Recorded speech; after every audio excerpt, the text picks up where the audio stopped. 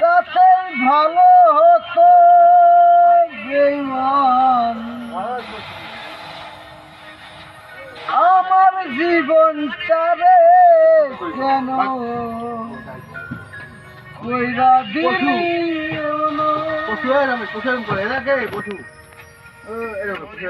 তুমি আজ আমি বিরত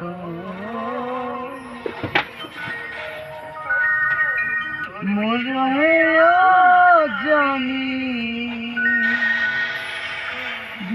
বিরত